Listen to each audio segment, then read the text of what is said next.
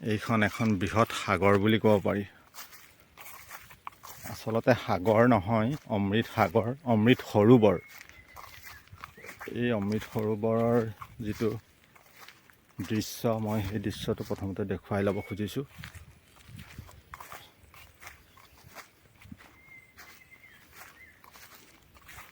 প্ৰাকৃতিক বাতাবৰণেৰে পৰিবেষ্ট এটা পৰিৱেশৰ মাজত আছে অমৃত সৰোবৰ।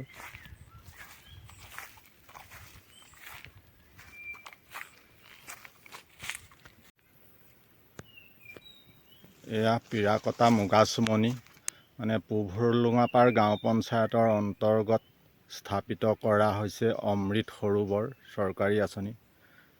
এটা বৃহৎ পুখুৰী, সুন্দৰ প্ৰাকৃতিক পৰিৱেশেৰে পৰিপুষ্ট এই পুখুৰীটো। বহুত ধুনীয়া বাতাবৰণ। প্ৰথমে পুখুৰীটোৰ চৌপাশ মই অকণমান দেখুৱাবলৈ যত্ন কৰিছোঁ।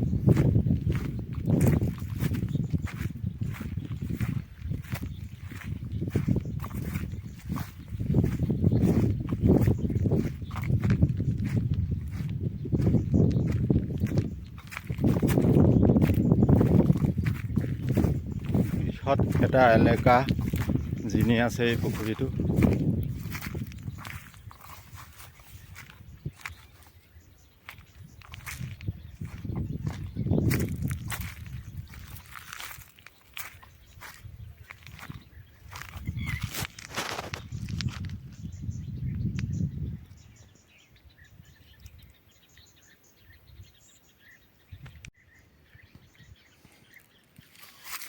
একদম চলচলীয়া পানী, পানীৰে চলচলাই আছে পুখুৰীটো। চৰাই উৰি আছে। সম্পূৰ্ণ প্ৰাকৃতিক এখন সাগৰ আৰু মিনি সাগৰ। এয়া পানী, এয়া পানী দেখিছে, একদম পানী পানী পানী, চাৰিওফালে কেৱল পানী আৰু পানী। সুটি উটিও চৰাই আছে।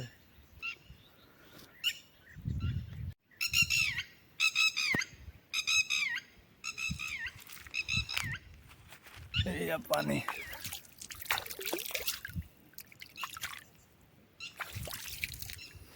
চাওক কিমান সুন্দৰ পৰিৱেশ চাওক।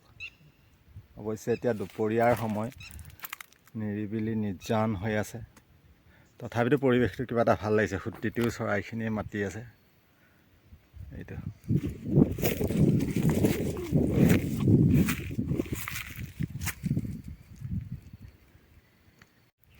অৱশ্যে এতিয়া চাৰিওফালে অলপ জংঘলেৰে আৱৰি ধৰিছে গোটেই অমৃত সৰোবৰৰ পাৰটো। গতিকে গোটেই চাৰিওদিশ আমি যাব পৰা নাই, চাৰিওদিশে গতি কৰিব পৰা নাই। এতিয়া আহিম মূল বিষয়লৈ। এই যে দেখুৱালোঁ অমৃত সৰোবৰ, অমৃত সৰোবৰলৈ কাষত আহি ইয়াৰ পৰিৱেশ দেখুওৱাৰ এটা নিশ্চয় উদ্দেশ্য আছে। আজি আমাৰ সকলোৰে মৰমৰ প্ৰিয় শিল্পী জুবিন গাৰ্গ আজি আমাৰ মাজত নোহোৱা হৈ যোৱাৰ প্ৰায় এটা মাহ পাৰ হৈ গ'ল। সমগ্ৰ ৰাজ্যৰ লগতে দেশত আমি দেখিছোঁ বিভিন্ন ধৰণৰ অনুষ্ঠান প্ৰতিষ্ঠান, শ্ৰদ্ধাঞ্জলি অনুষ্ঠান বিভিন্ন ধৰণৰ অনুষ্ঠিত কৰিছে। সকলোৱে তেখেতক শ্ৰদ্ধাঞ্জলি জনাইছে। এতিয়া কথা হ'ল, তেখেতক কেৱল আমি শ্ৰদ্ধাঞ্জলি অনুষ্ঠানৰ যোগেদি কেৱল আমি তেখেতক স্মৰণ কৰি তেখেতৰ কীৰ্তি কৰ্মৰাজি আমি জীয়াই ৰাখিব পাৰিম জানো? আমাৰ বিভিন্ন কৰণীয় কাম বিভিন্ন ধৰণৰ আছে। গতিকে আমি কিছুমান মনৰ এটা এই ভিডিঅ'টোৰ যোগেদি আমি এটা মনৰ ভাৱ প্ৰকাশ কৰিবলৈ আজি ইয়াত উপনীত হৈছোঁহি। প্ৰথম কথা হ'ল, আমি এইটো অৱশ্যে প্ৰথমতেই কৈ লওঁ, আমি এইটো কোনো প্ৰতিশ্ৰুতি দিব খোজা নাই বা এইটো আমি কৰিব পাৰিম বুলিও কৰা নাই। আমাৰ এটি সৰু ইউটিউব চেনেল, আপোনালোকে জানে, গাঁৱৰ গৰিমা। এই গাঁৱৰ গৰিমা চেনেলটিৰ তৰফৰ পৰা আমাৰ এটা মনৰ ভাৱ মাত্ৰ আমি আজি প্ৰকাশ কৰিবলৈ ইয়াত আমি আজি উপনীত হৈছোঁহি। কথা হ'ল, আমাৰ এই অঞ্চলটো এটা প্ৰাকৃতিক পৰিৱেশেৰে পৰিপুষ্ট এটা বৃহৎ অঞ্চল।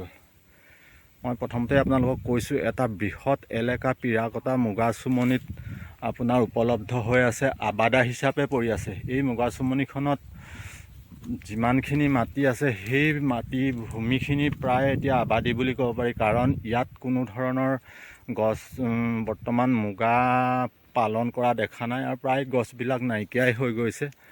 গতিকে মুগা যেতিয়া পালন নকৰি মাটিখিনি অদ্যপৰিমিত আবাদী হিচাপে পৰি আছে, এই ভূমিভাগত যদি আমি জুবিন গাৰ্গৰ নামত কিবা এটা কৰিব পাৰোঁ, মোৰ মনৰ যিটো ভাৱ উদয় হৈছে সেই ভাৱটোহে কেৱল প্ৰকাশ কৰিছোঁ। মই কৰিব পাৰিম বুলি কোৱা নাই, কিন্তু ৰাইজে যদি একান্ত সহযোগিতা কৰে, ৰাইজে যদি মনোনিৱেশ কৰে, তেন্তে আপোনাৰ ইয়াত এটা সুন্দৰ প্ৰকল্প জুবিন গাৰ্গৰ নামত আমি প্ৰতিষ্ঠা কৰিব পাৰিম বুলি ভাবিছোঁ, যিটো আপোনাৰ পৰ্যটনস্থলীৰূপে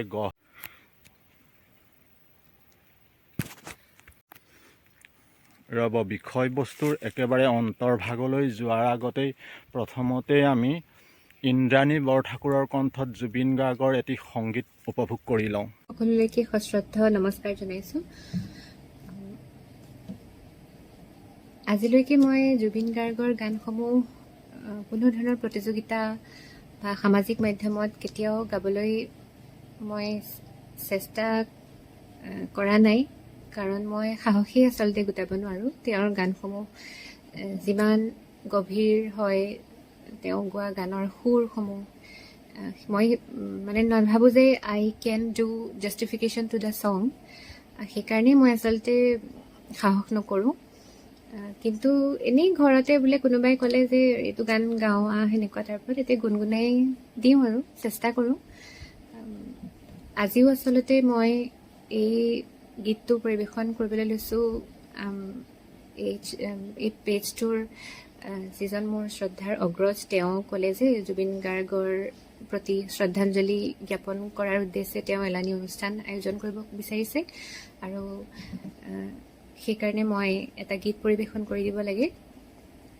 আৰু জুবিন গাৰ্গলৈ ময়ো মোৰ অন্তৰৰ নিভৃত কোণৰ পৰা সশ্ৰদ্ধ প্ৰণিপাত জনাই এই গীতটো পৰিৱেশন কৰিবলৈ লৈছোঁ। যদিহে কিবা ভুল ভ্ৰান্তি হয় তেতিয়াহ'লে মোক ক্ষমা কৰি দিব। আজিও যে নুবুজো একোকে, কাৰ বাবে আছোঁ যে ৰৈ, জানিছিলো তুমি মোৰ নোহোৱা, তথাপিতো মই ৰৈ দূৰে দূৰে থাকিবা কিমান আৰু, জ্বলাই কুৰা জুই হৃদয় নুবুজা কিয়, বুজাব নোৱাৰা কথা মোৰ প্ৰাণৰ ভাষাৰে ক'ব খোজা, দূৰে দূৰে তোমাৰ নীলা দুচকুতে দেখো নিতে মই, আশা ৰঙৰ ৰঙীন পোহৰ জোনৰ দৰে জ্বলি ৰম তোমাৰ মন আকাশত, জোনাক ৰমীয়া সুৰ বিলাই জীৱন পথ, কাহানী বা যদি হাৰো দিবা প্ৰেৰণা মোক যুঁজিবলে, এন্ধাৰ পথ জ্বলি ৰবা তুমি চাকি হৈ, তেজৰ প্ৰভাতক আনিবলে দূৰে দূৰে, প্ৰেমৰ হেনো নাথাকে কোনো কালে সীমনা, তথাপি আমি যেন মেঘৰ আঁৰত মোৰো সাহস, বাজি উঠে মাথো বেদনা,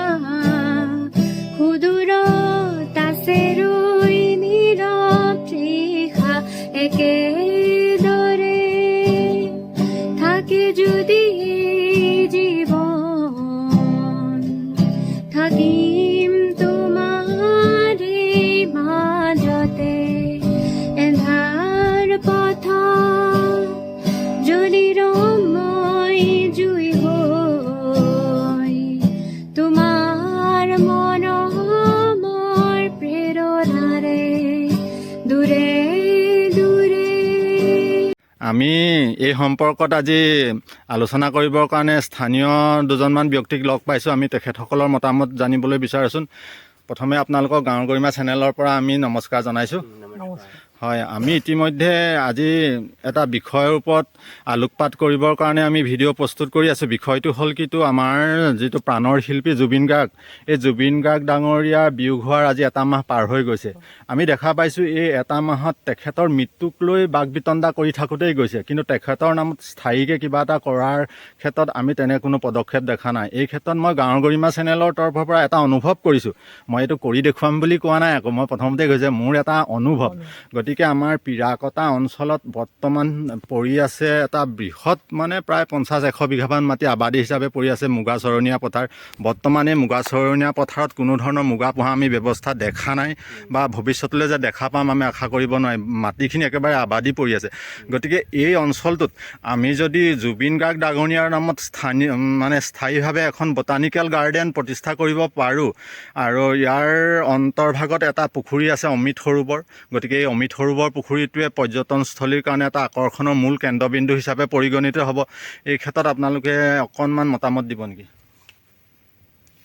আকৌ আমি ভাললৈ পাইছোঁ, কিন্তু জুবিন গাৰ্গৰ যোনটো হেৰি মানে আপোনাৰ হাৰ্দিক, হয়, কিন্তু ইয়াত আমি ইমান মাটি পৰি আছে, হয়, যদি আমি ধুনীয়াকৈ যদি এখন অৰ্কিড বনাব পাৰোঁ, হয়, পানীৰ উদ্যান হেৰি কৰি, হয়, আৰু কিমান আমি ভালেই পাইছোঁ মানে তেনেকৈ। হয়, যদি ধুনীয়াকৈ আমি ইয়াত পৰ্যটন আহিব, পৰ্যটক আহিব, এইখন যদি কৰিব পাৰি ইয়াত কেতিয়াবা চাব পাৰিব, অৱসৰ বিনোদন কটাব পাৰিব। হয়, অন্য ধৰণৰ বিভিন্ন ধৰণৰ চৰাই চিৰিকটি এতিয়া বিচৰণ কৰিছে। এতিয়া যিটো অমৃত সৰোবৰ পুখুৰী আছে, সেই অমৃত সৰোবৰ পুখুৰীত আপোনাৰ চৰাই চিৰিকটি অদ্য পৰিমাণত বিচৰণ কৰিছে। বিভিন্ন ধৰণৰ পক্ষীৰ এটা বসতিস্থললৈ পৰিগণিত হৈছে। আৰু বাইদেবাই আপোনাৰ এইটো পৰ্যটনস্থলীটো হ'বই, পিকনিকস্থলী হ'বই। তাতে যদি জুবিন গাৰ্গক মানে আমি স্মৰণ কৰাৰ ক্ষেত্ৰত এটা স্থায়ী পদক্ষেপ বুলি ভাবিছোঁ। মানে আপোনাকে এখন পাৰ্ক, কওক। ফ্ৰণ্টত মানে কি এখন পাৰ্ক হিচাপত যদি আমাৰ লাইন এটা হেৰি কৰে বিকল্পনমতে, হয়, জেগাডোখৰ ধুনীয়া হ'ব মানে চিৰিজিল কৰি যদি হেৰি কৰি দিয়ে। আপোনাৰ পৰিচয়টো অকণমান দিব। নমস্কাৰ, মোৰ নাম শ্ৰী অজয়জিৎ শইকীয়া। ইয়াত 20-30 বিঘা মাটি আছে। ইয়াত এখন সুন্দৰ বটানিকেল গাৰ্ডেন আমি প্ৰতিষ্ঠা কৰিব পাৰোঁ, যিখন বটানিকেল গাৰ্ডেনত আপুনি সোমোৱাৰ লগে লগেই জুবিন গাৰ্গৰ এটি সংগীতৰ মূৰ্ছনাত জুবিন গাৰ্গৰ সংগীত বাজি থাকিব, য'ত লাইটিং ছিষ্টেম থাকিব। সমগ্ৰ গোটেই অঞ্চলটো যাতে আমি বাউণ্ডৰী ৱাল কৰি ল'ব পাৰোঁ, আৰু ইয়াৰ ভিতৰত থকা যিখিনি গছ গছনি, যিখিনি আপোনাৰ চোম গছ, সেই চোম গছখিনি নাকাটিলেও হ'ব, আৰু তাৰ নাকাটিলেও হ'ব। অন্যহাতেদি যদি অঞ্চলত কোনোবাই কমকৈও 10 বিঘা ভূমি দান কৰে, নিজৰ ব্যক্তিগত ভূমিও, তেতিয়া সেই 10 বিঘা ভূমিটো আমি এই বটানিকেল গাৰ্ডেনখন স্থাপনৰ কাৰণে ছাফিচিয়েণ্ট। কিন্তু পিৰাকটা অঞ্চলত তেনেদৰে 10 বিঘাকৈ ভূমি স্বইচ্ছাই জুবিন গাৰ্গৰ নামত দান কৰা ব্যক্তি আমি আছে বুলি নাভাবোঁ। কাৰণ এই বিষয়টো আমি ইতিমধ্যে এটি অনুষ্ঠানত ব্যক্ত কৰিছিলোঁ যে কোনোবাই অফাৰ দিব নেকি ভূমি। গতিকে বৰ্তমানলৈকে তেনেকুৱা কোনো অফাৰ নাহিলে। সেইকাৰণে মই কৈছোঁ এই চৰকাৰী ভূমিখিনিকে যদি আমি ব্যৱহাৰ কৰিব পাৰোঁ, গতিকে ৰাজহুৱা আলোচনা মৰ্মে যদি সিদ্ধান্ত লয়, তেন্তে এই পুখুৰীটোৰ পাৰত এখন সুন্দৰ বটানিকেল গাৰ্ডেন হ'ব পাৰে, আৰু যিখিনি চোম গছখিনিও জীয়াই থাকিব। লগতে অন্যান্য ইয়াত গছ ৰোপণ কৰা হ'ব। ইয়াত সংগীতৰ মূৰ্ছনাৰে আপোনাৰ গোটেই পৰিৱেশটো এটা বৰ বেলেগ পৰ্যায়লৈ লৈ যাব। যেনেকৈ আপোনাৰ কি ক'ম, কলাক্ষেত্ৰত যেনেকৈ সংগীতৰ মূৰ্ছনা বাজি থাকে বিষ্ণু ৰাভা, জ্যোতিপ্ৰসাদৰ, ঠিক তেনেদৰেই আমাৰ এই যিখন কল্পনা কৰিছোঁ বটানিকেল গাৰ্ডেন, ইয়াত আপোনাৰ সোমোৱাৰ লগে লগেই একেবাৰে জুবিন গাৰ্গৰ সংগীত আপোনাৰ নিৰিবিলিভাৱে বাজি থকাৰ ব্যৱস্থা কৰা হ'ব। চাৰিওফালে লাইট হ'ব, বাউণ্ডৰী ৱালৰ ব্যৱস্থা কৰি এই অমৃত সৰোবৰটোত যদি আমি নাৱৰ ব্যৱস্থা কৰিব পাৰোঁ, ইয়াতো অৱসৰ বিনোদন কটাবৰ কাৰণে বিভিন্ন দূৰ দূৰণিৰ পৰা আপোনাৰ পৰ্যটক আহিব বুলি আমি আশা কৰিব পাৰোঁ। সেয়েহে আমাৰ মনোভাৱ, এয়া আমাৰ গাঁৱৰ গৰিমা চেনেলৰ পৰা এটা আমি মনোভাৱহে প্ৰকাশ কৰিছোঁ। এইটো কৰিব পৰা হ'ব নেকি, আমি বিষয়টো ৰাইজৰ জ্ঞাতাৰ্থে আগবঢ়াই দিছোঁ। ব'লকচোন আমি যাওঁ, স্থানীয় ৰাইজে এই বিষয়টোৰ ওপৰত কেনে মতামত দিয়ে। ৰাইজৰ কাষলৈ যোৱাৰ আগতেই আমি পুনৰ এটি গান উপভোগ কৰোঁ। দুদুমণি দোলাকাষৰীয়া বৰাৰ কণ্ঠত জুবিন গাৰ্গৰ এটি সুন্দৰ সংগীত আমি প্ৰথমতে উপভোগ কৰি লওঁ।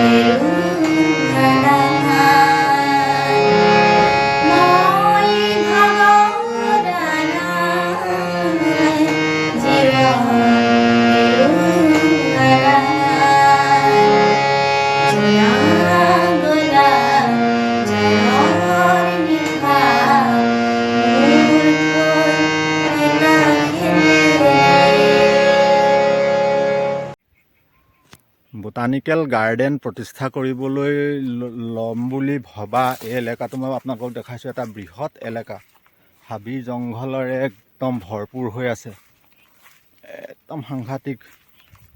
কিজানি 50-100 বিঘামান মাটি আছে। এই 50-100 বিঘা মাটিত যদি বটানিকেল গাৰ্ডেন এখন প্ৰতিষ্ঠা কৰা হয় তেন্তেতো কথাই নাই। এখন আপোনাৰ ৰাজ্যিক পৰ্যায়ৰ এখন বৃহৎ বটানিকেল গাৰ্ডেন হিচাপে পৰিগণিত হ'ব বুলি আশা কৰিব পাৰি। বহুত চৰকাৰী ভূমি আছে। অৱশ্যে এইখিনি ক্ষেত্ৰত আমি চৰকাৰৰ লগত যোগাযোগ কৰিব লাগিব। প্ৰথমে পঞ্চায়তৰ লগত যোগাযোগ কৰিব লাগিব, ছেগ্ৰিকালচাৰ বিভাগৰ লগত যোগাযোগ কৰিব লাগিব, কাৰণ ভূমিখিনিৰ সম্পূৰ্ণ অধিকাৰ আছে চৰকাৰী আৰু ছেগ্ৰিকালচাৰৰ। গতিকে আমি যোগাযোগ কৰিব লাগিব। এই প্ৰথমতে মই গোটেই এলেকাটো দেখুৱাই দিছোঁ। এটা বৃহৎ এলেকা।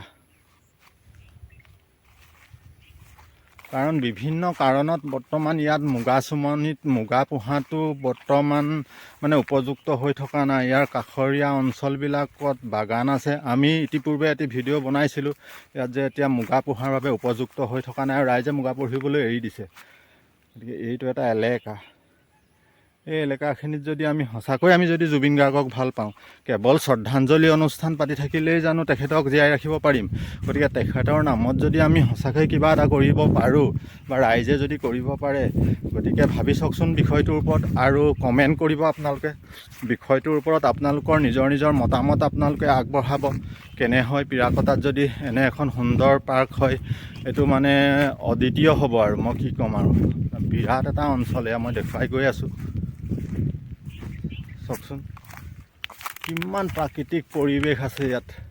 ইয়াত অঞ্চল, ইয়াত কোনো গছ কাটিব দৰকাৰেই নাই। সৰু গছখিনি কাটি মেলি দিলে আৰু ইয়াত এক্সট্ৰাকৈ ৰুবহে লাগে। ইয়াত বহিবৰ কাৰণে কিছুমান ব্যৱস্থা কৰি দিব লাগে, মাত্ৰ খালী বাউণ্ডেৰীটো লাগে। আৰু ইয়াত আপোনাৰ নিয়োগৰ সুবিধা হ'ব। প্ৰথম কথা হ'ল কিন্তু ইয়াত ধৰি লওক পৰিচৰ্যা কৰিবৰ কাৰণে, পাৰ্কখন পৰিচালনা কৰিবৰ কাৰণে ইয়াত চকীদাৰ লাগিব, চিকিউৰিটি লাগিব। আৰু ইয়াত টিকেট ছিষ্টেম কৰি ল'ব পাৰিব। চৰকাৰৰ এটা আয় হ'ব। প্ৰথম কথা হ'ল এই মাটিখিনিত বৰ্তমানটো আবাদী, গতিকে আবাদীত যদি এখন বৃহৎ তেনেধৰণৰ জুবিন গাৰ্গৰ নামত এখন পাৰ্ক প্ৰতিষ্ঠা হয়, তেতিয়াতো এইখিনি আপোনাৰ চৰকাৰৰ আয়ৰ এটা উৎস হ'ব বুলি মই গাঁৱৰ গৰিমা চেনেলৰ তৰফৰ পৰা অনুভৱ কৰিছোঁ। গতিকে এই অনুভৱখিনিহে ব্যক্ত কৰিছোঁ। চাওকচোন পৰিৱেশটো সঁচাই একদম মনোমোহা এটা পৰিৱেশ মই দেখুৱাই গৈ আছোঁ। যিমান পাৰোঁ মই এই পুখুৰীটোৰ পাৰেদি আপোনাক পৰিৱেশটো দেখুৱাইছোঁ। ইমান এটা মনোমোহা পৰিৱেশত যদি আমি কৰিব পাৰোঁ, সঁচাই বিষয়টো গুৰুত্বৰ প্ৰতি লক্ষ্য ৰাখি আপোনালোকে কমেণ্ট কৰিবচোন, আপোনালোকে কি ভাবে। এইটো চাওক, মই পৰিৱেশটো দেখুৱাই গৈ আছোঁ। এয়াই পৰিৱেশ। কেলেই পৰি থাকিব লাগিছে? এইখিনি ভূমি যদি পৰি থাকে, অনাগত দিনত হয়তো ইয়াত অন্যান্য বহিৰাগত আহি পেলাই নি ইয়াত বাসস্থান হ'ব। গতিকে এই ভূমিখিনি আমি এটা উপযুক্তভাৱে বৰ্তমান সময় থাকোঁতে যদি ব্যৱহাৰ কৰিব পাৰোঁ, তেতিয়াহ'লে আমাৰ পৰিৱেশটো পৰ্যটনস্থলীলৈ পদোন্নতি হ'ব বুলি আমি ভাবিছোঁ। পৰিৱেশ দেখুৱাই গৈ আছোঁ। চাওক কিমান সুন্দৰ পৰিৱেশ।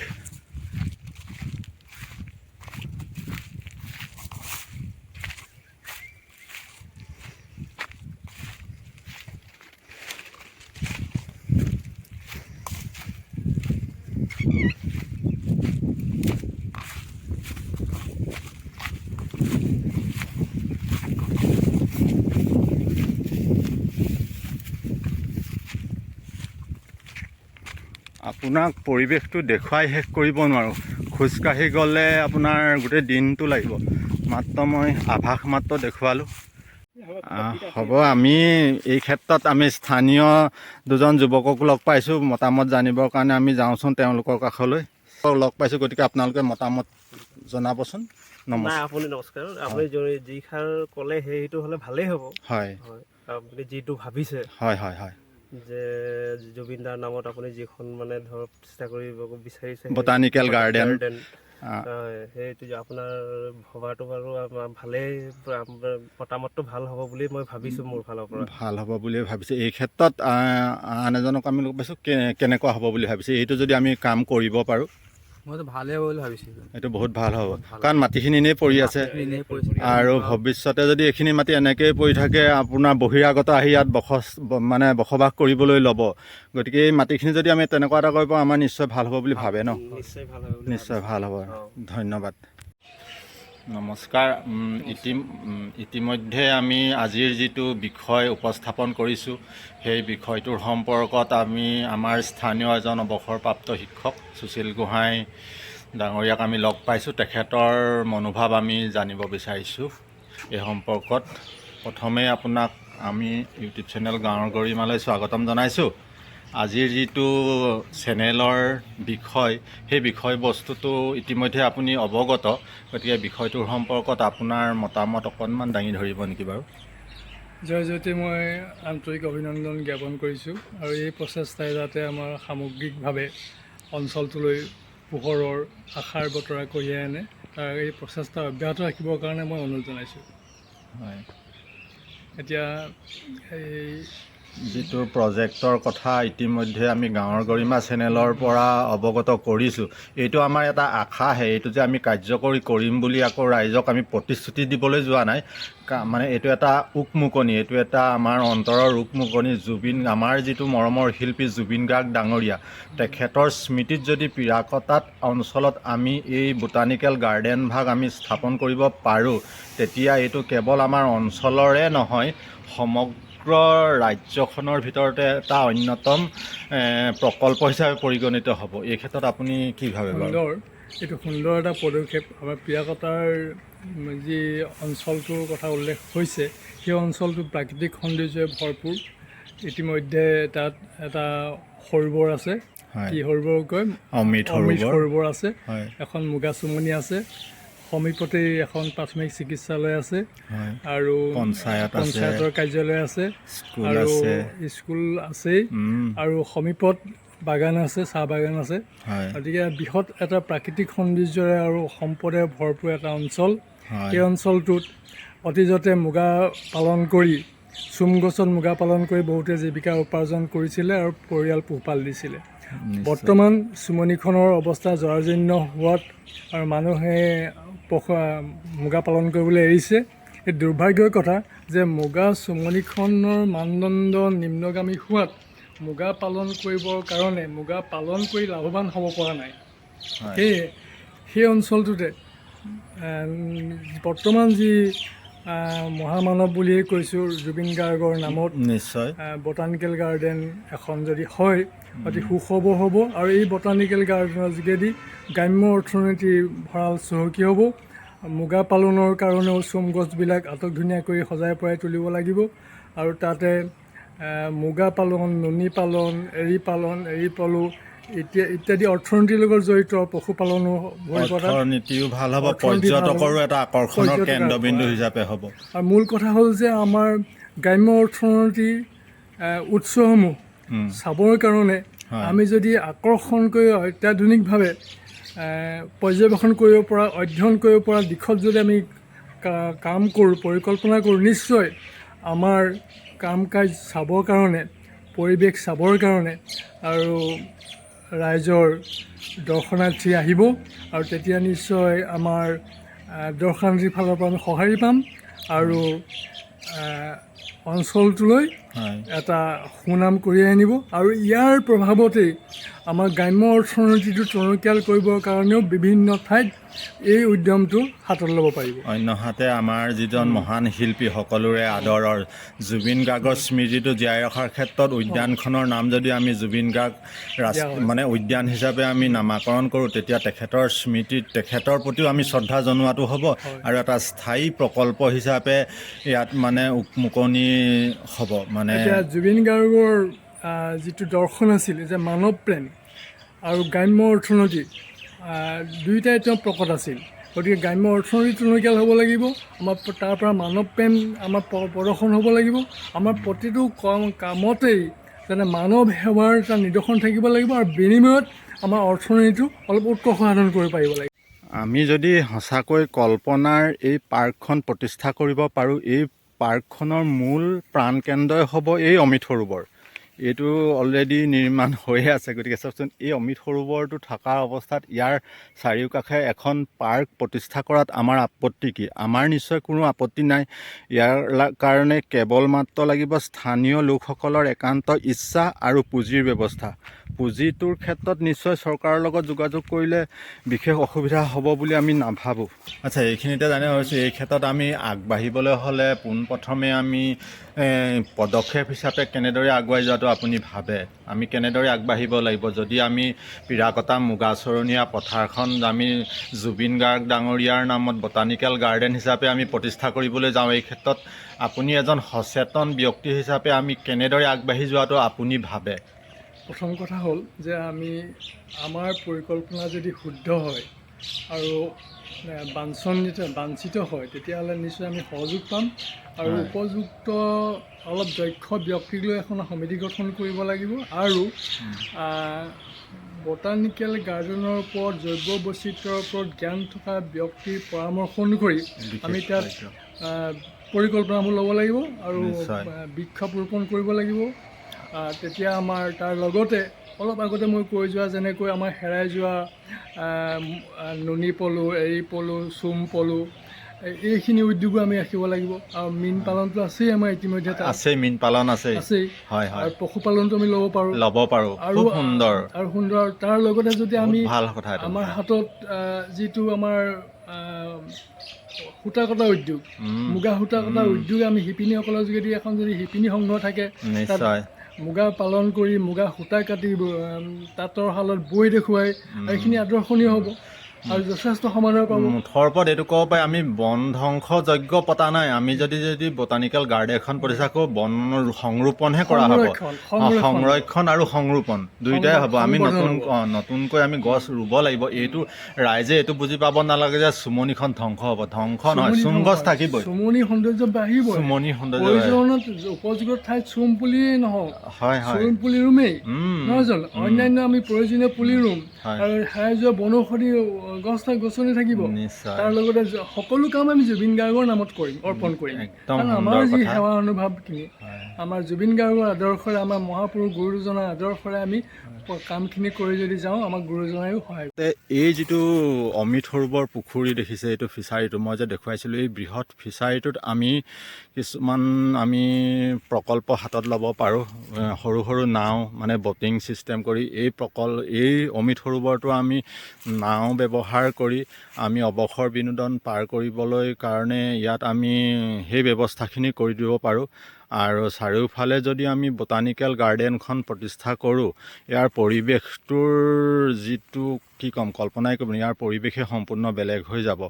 এই ক্ষেত্ৰত যদি চৰকাৰেও উপযুক্ত ব্যৱস্থা গ্ৰহণ কৰে বা স্থানীয় ৰাইজে, অনুষ্ঠান প্ৰতিষ্ঠানে যদি বিষয়টোৰ ওপৰত গুৰুত্ব আৰোপ কৰে, তেন্তে নিশ্চয় আমাৰ এই সপোনটো সফল হ'ব বুলি আমি ধৰি ল'ব পাৰোঁ। এয়া কেৱল আমাৰ মনৰ ভাৱহে আমি আপোনালোকৰ আগত প্ৰকাশ কৰিছোঁ। এইখিনি অৱশ্যে আমি কৰিব পাৰিম বুলি প্ৰতিশ্ৰুতি দিয়া নাই, কিন্তু জুবিন গাৰ্গৰ নামত যদি আমি পিৰাকটা অঞ্চলত এই ব্যৱস্থাটো কৰিব পাৰোঁ, তেন্তে নিশ্চয় আমাৰ এইটো এটা ভাল উদাহৰণ হ'ব বুলি আমি ভাবোঁ। আচ্ছা সুশীল দা, এই ক্ষেত্ৰত আমি যিটো আজি প্ৰজেক্টৰ কথা উল্লেখ কৰিলোঁ, আমি ভিডিঅ'টোৰ যোগেদি ক'ব বিচাৰিছোঁ যে এইটো এনেকুৱা নহয় যে আমি এই প্ৰজেক্টটোৰ যোগেদি আমি ধৰি লওক আমাৰ মুগাচৰণীয়া পথাৰ ঐতিহ্যমণ্ডিত সেইখন আমি যাতে এইটো মানে বাৰ্তা যাব নালাগে যাতে আমি সেই ভাগ ধ্বংসৰ কাৰণে আগবাঢ়িছোঁ, এইটোতো প্ৰকৃততে কেতিয়াও নহয়। আমি এই যিখন গাৰ্ডেনৰ কথা আমি বৰ্তমান কল্পনাহে কৰিছোঁ, এই গাৰ্ডেন ভাগ সংৰক্ষণ হ'ব আৰু তাৰ দ্বিতীয়তে নতুন নতুন গছ সংৰোপণ কৰা হ'ব, হয়নে বাৰু? এই ক্ষেত্ৰত অকণমান কওকচোন। পৰিৱেশ সংবৰ্ধন হ'ব মুঠতে, হয় নহয়? পৰিৱেশ বেছি ভাল হ'ব। বৰ্তমান চুমনিৰ মানদণ্ড মানে প্ৰাকৃতিক পৰিৱেশটো একেবাৰে বিনষ্ট হৈছে। যদিহে আমি এতিয়া এই জুবিন গাৰ্গৰ নামত আমি উদ্যানখন খোলোঁ, তাত চোম গছটো সংৰোপণ হ'বই। তাৰ উপৰিও আমাৰ অন্যান্য যি উদ্ভিদ আছে, প্ৰয়োজনীয় উদ্ভিদ আছে, সেই উদ্ভিদসমূহ ৰোপণ হওক। আৰু ক'ত অতিথিশালা হ'ব, ক'ত জিৰণি ঘৰ হ'ব, ক'ত কোনটো ঠাইত কি গছ থাকিব, প্ৰত্যেকটো খুঁটি নাটিকৈ অধ্যয়ন কৰি ল'ব লাগিব। বিশেষজ্ঞৰ ব্যক্তিসকলৰ দ্বাৰা বস্তুটো এটা ছাৰ্ভে কৰিব লাগিব। মুঠ মাটি কিমান আছে, মাটি আমাৰ কালি নক্সাটো লাগিব, ক'ত কি অনুষ্ঠান বহিব, নাই কোনডোখৰত কোনটো উদ্যোগ থাকিব, উদ্যোগটো থাকিবই লাগিব, তাত অৰ্থনীতি থাকিব, জড়িত থাকিবই লাগিব, তাৰ লাভৱান হ'বই লাগিব। এইখিনি আমি চাব লাগিব। পোনপ্ৰথমে আমি এই ক্ষেত্ৰত পঞ্চায়তৰ লগত যোগাযোগ কৰিব লাগিব নেকি? পঞ্চায়তৰ অধীনত মাটিখিনি নে ছেগ্ৰিকালচাৰৰ অধীনতহে বৰ্তমান আছে? বৰ্তমান মাটিখিনি ছেগ্ৰিকালচাৰৰ অধীনত আছে, গতিকে আমি ছেৰিকালচাৰৰ সহযোগ ল'ব লাগিব। কিন্তু সকলোৱে সহযোগ ল'ব, চৰকাৰৰ সহযোগ ল'ম, পঞ্চায়তৰ সহযোগ ল'ম, স্থানীয় বিজ্ঞসকলৰ সহযোগ ল'ব লাগিব, বুজিছা নাই?